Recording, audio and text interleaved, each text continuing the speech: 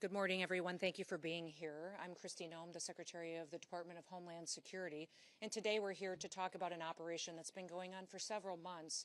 In fact, after an incident happened here in New York City that brought us to a point where we recognized that we had to work together in order to bring illegal criminal aliens to justice. Nearly 6 months ago, two criminal illegal aliens attacked an off-duty Customs and Border Protection agent and his friend while they were sitting on a rock in a park after hours enjoying the evening together. These two criminals came and attempted to rob them, and it ended up where they bravely fought back.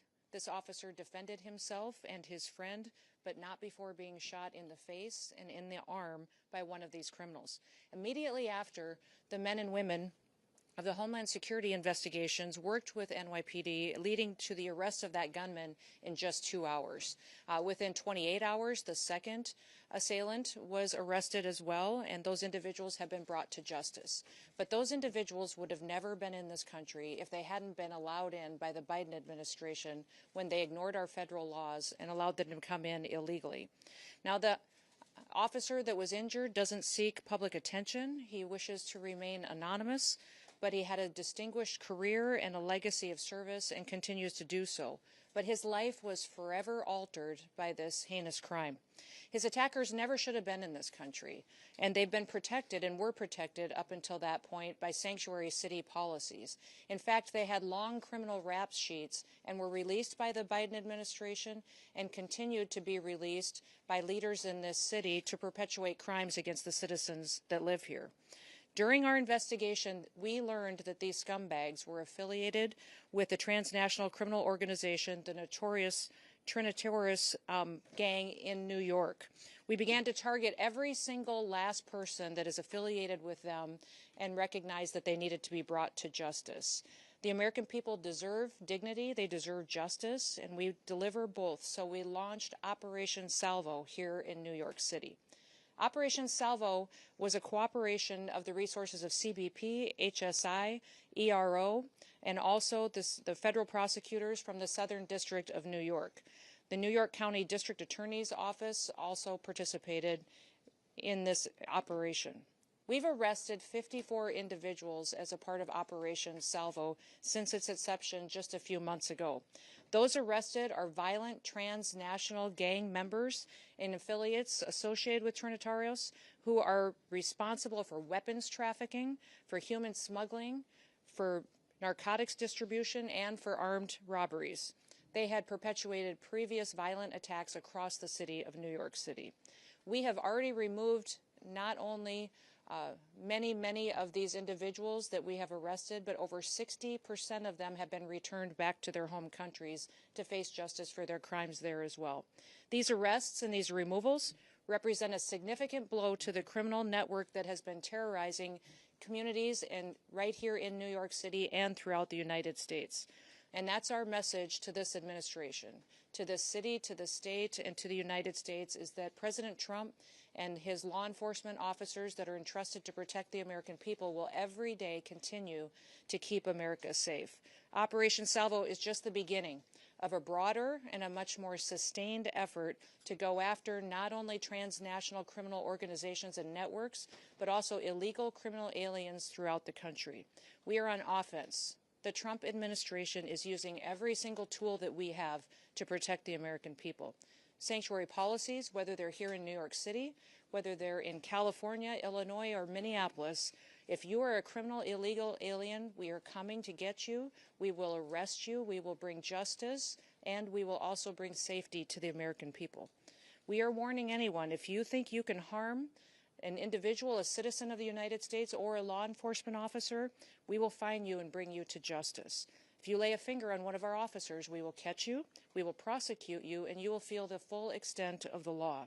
In every single thing the Trump administration does, we put the American people first. Operation Salvo has proven that by taking 54 dangerous individuals off of our streets and protecting the people who live here in this city. Now, also, thanks to President Trump, we have 2.6 million people who have left our country who shouldn't have been here in the first place. They were here illegally, and over 650,000 of them were arrested, detained, and deported back to their home countries. 2 million of them left voluntarily, recognizing this was their opportunity to go home and come back someday the right way so they have a chance to enjoy the American dream. Of course, doing these operations requires brave citizens that are willing to serve their country, and we're excited by the amount of people who want to join the Department of Homeland Security in their efforts to protect the American people. And tomorrow is Law Enforcement Day, so I'd like to encourage all of you that when you see a CBP officer, an ICE officer, anyone serving in federal, state, or local who are pledging their lives and taking an oath to protect their communities and their country and the people that live there, that you thank them. Do something nice for them. Buy them lunch, give their families some support, and thank them for their service and their dedication to freedom and to liberty and enjoying the opportunity to sleep peacefully in our beds at night. Now, I'm pleased that I get to introduce several other speakers that will come up and share information on this operation with you. The first one is going to be Director Frank Russo will address and talk about some of the specifics of this operation. Thank you, Madam Secretary. Good morning, everyone. Thank you for joining us today. Madam Secretary, we can't thank you enough for being here today. Your humanity, your compassion was evident to us the minute our officer got shot. You visiting him in the hospital, checking up on him every so often was really a clear indication of your care for our officer, and really inspired us to come up with this operation. I'm sure that the success of this operation is a direct result of your care, so thank you for that. I want to get something across to you all in a clear message. New York City is a safer city because we did not allow this attack, this vicious attack on our officer, to go unanswered and unpunished, because Operation Salvo delivered clear, real, and measured results. Now, the best thing about this operation is that it was done the way law enforcement loves to do it: quietly, discreetly, behind the scenes, often under the cover of darkness. And what that did was it allowed our officers and agents to go out there, to conduct surveillance, to do intel gathering operations, and to arrest these individuals without any interruptions and without any impact to civilians. That's the way it's supposed to be done. And that's the way we kept New York City safe. 6 months ago, our officer was enjoying a Saturday night in the park. And when he was attacked, it was an attack on all of us. And we realized we had to restore public safety and the rule of law. Our mission is clear at CBP. Our mission is to protect the homeland, safeguard the borders, and endure economic prosperity. But this mission was more narrowly focused. This mission was about protecting the citizens of New York and ridding ourselves of these horrible individuals. Now, we came up with the name Salvo because the name means a lot to us. Salvo, first and foremost, the term our officer received salvation that night. By the grace of God and because of the incredible support from the NYPD under leadership of Commissioner Tisch and her team, who was out there picking up our officer and bringing him to a hospital. And so we thank the NYPD for that. Salvo also references a term of simultaneous discharge of guns in battle. And that's what happened that night to our officer. And he was so courageous in getting shot in the wrist and in the face and still firing back. He's a hero to us, and he inspires us each and every day. And finally, we felt the need as a premier law enforcement agency with our partners to unleash a salvo of justice. And so by using intel-driven operations, data-driven targeting capabilities that are second to none, we went after individuals who are illegally here and many who have criminal records. It was an incredible operation done by working with our partners, realizing that these individuals were affiliated to the Trinitarios gang. And when we realized that, then we did what CBP and our partners do best: get at the root cause of the problem. Go after these transnational criminal organizations by getting at their networks. And each and every day we would pick off one or two. And with our partners, with ICE, with ERO, with HSI, we used our mapping techniques, looking at individuals with criminal records, arrest warrants, removal orders, and again, picking them off one by one. We could not have done it without them, and it was an amazing success. We looked at businesses, residences, and community hubs that were harboring these individuals. The results speak for themselves. More than 50 arrests as a result of our efforts, all because of the partnership and the work that we did together. It was truly remarkable, and a sign that we will not sit on the sidelines. We will always be there to protect this city. I want to thank, first and foremost, the Secretary, again, our Commissioner, our Assistant Commissioner, the Office of Field Operations, our Special Response Team operators, our task force officers, our Border Security team, our field analysis and intelligence units, under the leadership of George Pasiakos, Mike Firing, Dave Campos, and Carmine Borges, who did an incredible job of protecting the city and making sure that a Saturday night in the park is safe. Thank you, everybody, for being here. I'm now going to turn it over to ICE ERO Director Ken Gianallo. Thank you.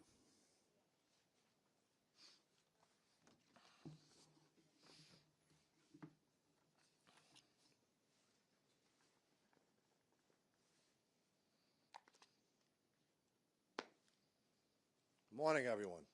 How you doing? My name's Ken Gianallo.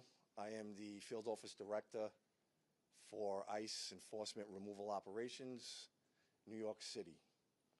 I first want to thank Secretary Noem for traveling to the city today and for our continued and unwavering support of our brave law enforcement officers.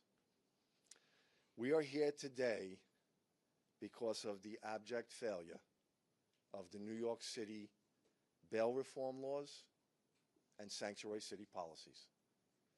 The tragic shooting of this heroic CBP officer was entirely preventable and is a direct result of those policies.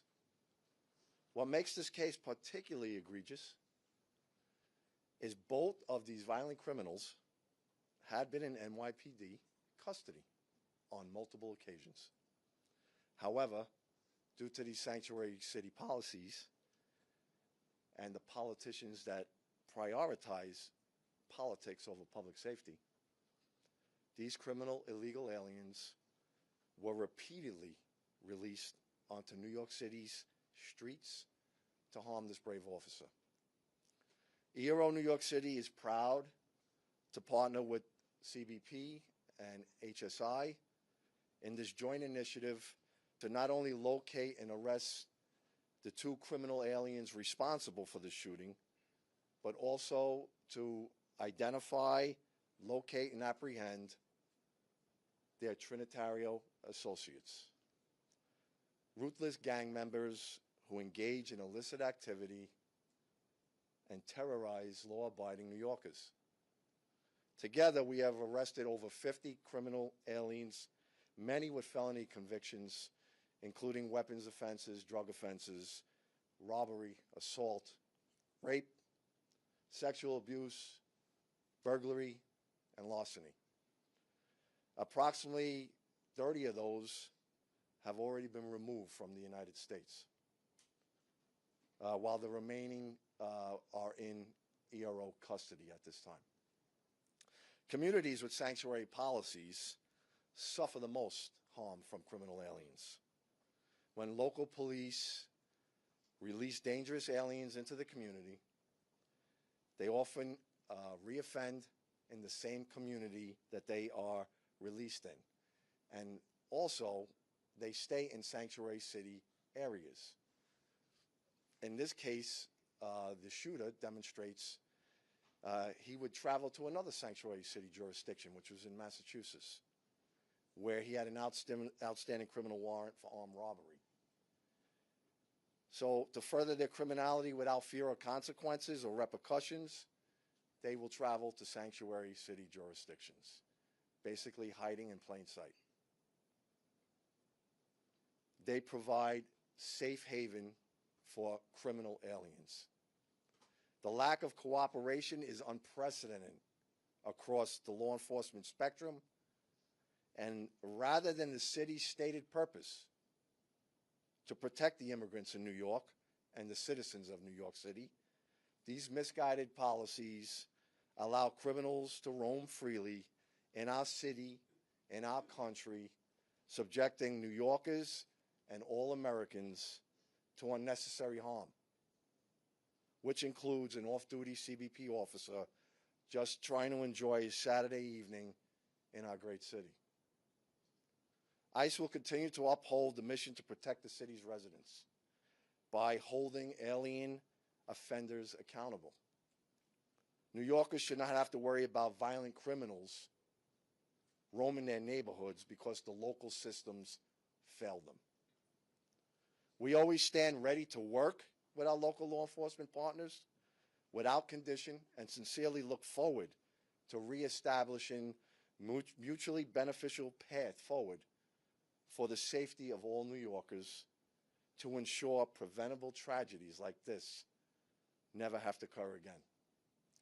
Thank you. I will now introduce you to the Special Agent in Charge for Homeland Security Investigations for New York, Mr. Ricky Patel.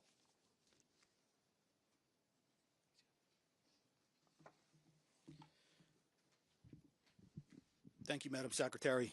Thank you, Frank. Thank you, Ken.